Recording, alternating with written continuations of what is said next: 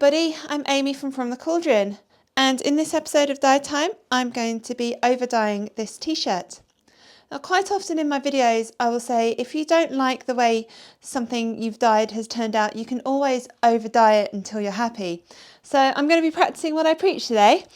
This I dyed in the muck for another t-shirt. I cannot remember which one it is, but I'll find out and I'll put it in the iCards. And I really don't like this orangey patch here, which is on the back as well, but really the bit on the front bothers me. I don't like it.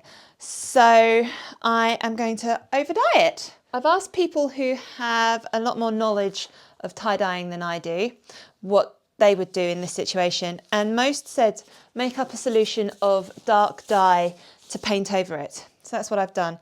The suggestions they had were use black. One person suggested use purple and navy blue, so I've pulled out those three. I have made a little solution of black, and I cannot find my paintbrush anywhere. Now, this t-shirt hasn't been pre-soaked, it is still dry. It's 100% cotton. So I'm going to very carefully just pour a little bit of black on top and then massage it in,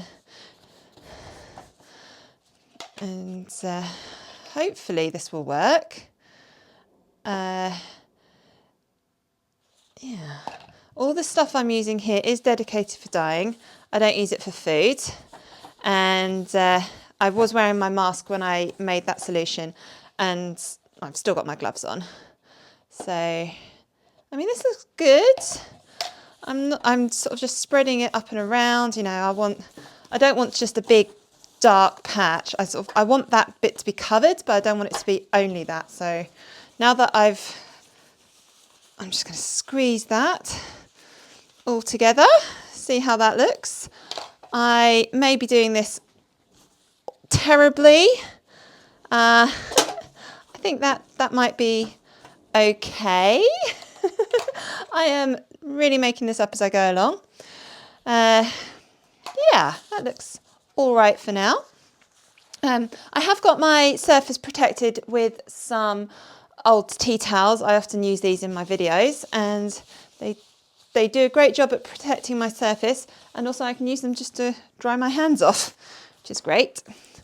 I'm going to put my mask back on and just sort of scrunch this in, and I'm going to go with my black dye.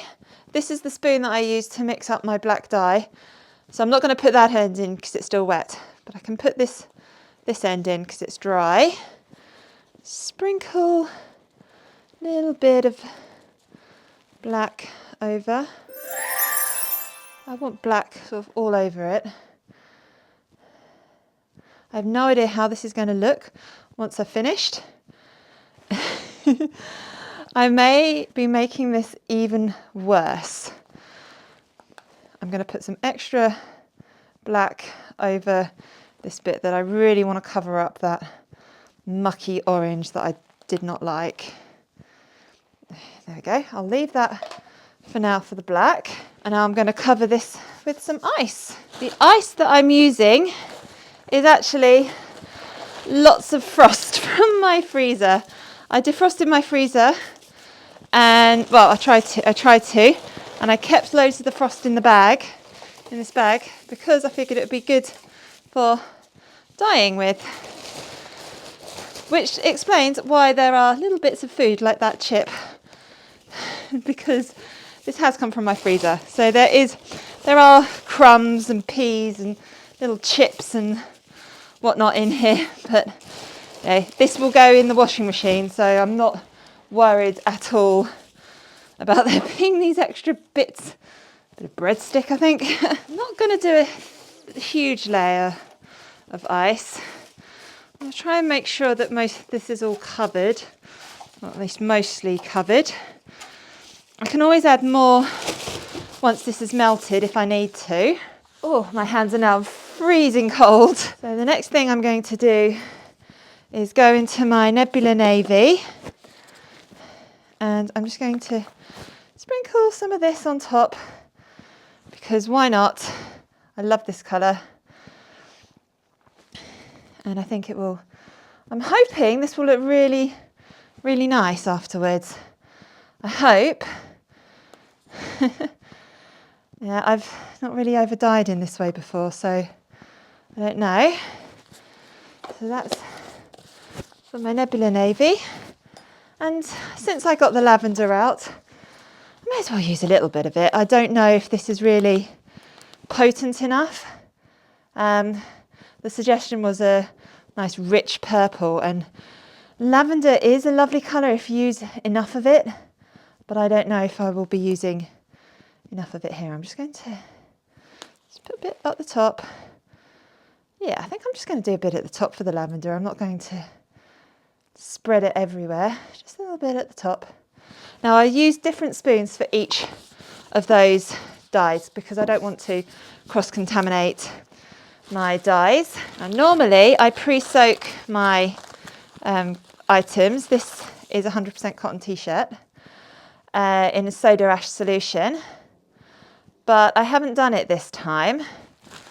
So I'm just going to sprinkle some soda ash on top. Don't really know the ratios that you use. I'm just giving this a good covering. Hopefully that should be enough. And again, that was done with a separate spoon, dedicated dye spoon as well. So I'm now just going to leave this, let the ice melt. And once it's melted, I'll see if we need to add any more dye or ice to it. So I'll check back in then. This has been sitting here melting for about 2 hours-ish. And while it hasn't all completely melted, I have decided I'm going to add some more frost ice to this, because there really isn't that much liquid here anyway. I don't want this swimming in liquids, but I think probably needs a little bit more than what's already there. I think I'm going to leave it like this for now. After this has melted, I will come back and see if I want to add any more ice to it. I don't want this swimming in liquid, but I also don't want this to dry out before the dye has had chance to set to the fabric. This has been sitting out for close to 2 weeks now. It's been the Easter holidays and I haven't had time to wash it out, simply. But oh, there's a bit of plastic there. I didn't add any extra ice. This is about as much liquid as I wanted in here. So I'm going to pour off that excess first of all. It's looking really super saturated. There's a lot of muck in there. And that's because that's all from the freezer. So I'm going to just run some cold water over this, try and scoop out what looks like dyed peas. Let's give this a rinse out. This is a beautiful colour that's running off, so I'm hoping that this colour has sort of made it into the t-shirt as well. It is very, very dark with some hints of other colours, which looks great. I'm quite happy with this actually.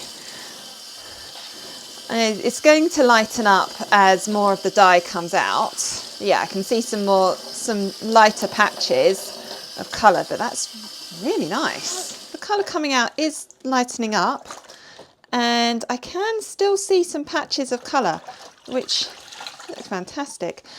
If this was, if I was dyeing yarn, animal fibres, and this was the colour runoff, I would be very, very worried, and this would be going straight back on the heat with a ton of vinegar. But this is cotton and fibre reactive dyes, and that's just what happens. So I'm going to pour some hot water onto this because I've heard that it does help to get some of those extra colours. I honestly haven't noticed the difference between using hot water and not. It might just help get those blues out a bit quicker. So I'm going to just let that soak for a bit. It's quite hot, a little bit of cold. But I'm not going to stand here and rinse this until the water's running clear. I am going to rinse this a couple more times and then put it in the washing machine with some old towels and things that I don't mind getting a bit of dye on. But yeah, there's a lot of colour coming out and it is lightening up a bit. I really like sort of these patches of just dull, dark colours coming through. And I'm hoping that the orange bits that I didn't like have been covered up, or at least I don't dislike them as much now. So I'm going to let this soak for a bit, change the water a couple of times, and then I'm going to put this in the washing machine. And here we have my finished t-shirt. Now, I really wasn't sure what this would look like in the end. I haven't really done an overdying project like this before with fibre reactive dyes on a t-shirt, but I'm really happy with how it's turned out. This orange patch that I was desperate to get rid of, I don't hate it as much as I did. It's not quite as bold and in your face as it was.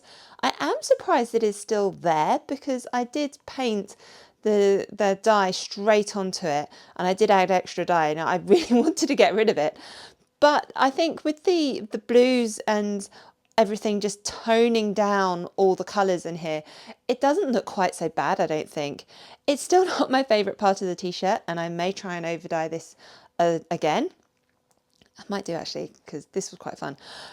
But I do really like how it's turned out, particularly with the pinks, the sections and these lighter patches that hasn't really got much dye, but there has been a little bit of blue and black there, just dulling it down ever so slightly. I think it comes together more now than it did before. And I just love blues and pinks together. So this sort of area here, this is all my colours. I love that. And I will try and replicate that on another t-shirt or socks or something at some point. And having a look at the back here, now you can still see the orange patch there. I wasn't too worried about that because it was on the back. But again, the blues and the purples and the blacks that I used have dulled it down and it's not as bold and it works better with the rest of the t-shirt now. And I do really love this top section because the blues and the purples and you've got little pops of green coming through. Yeah, these are my colours and I just love them. If we have a look on the front, I did speckle on here and you can see some patches where I speckled. I think that's from where I speckled and not from the original t-shirt. But again, I think it looks really lovely now. And I am tempted to go back and try and overdye this section again, just to see what will happen, because this is my t-shirt, I can do with it what I want. Overall, this I think was a success and I'm very happy with it. Thank you so much for watching this video. I hope you enjoyed watching it as much as I enjoyed making it. I publish a new video every Monday, usually around 6 PM UK time. And I do like to experiment in my videos. I like to overdye, I like to mix up techniques. So there should always be something interesting to watch. Make sure you've got your notifications turned on so you don't miss any new videos. Thank you so much for watching.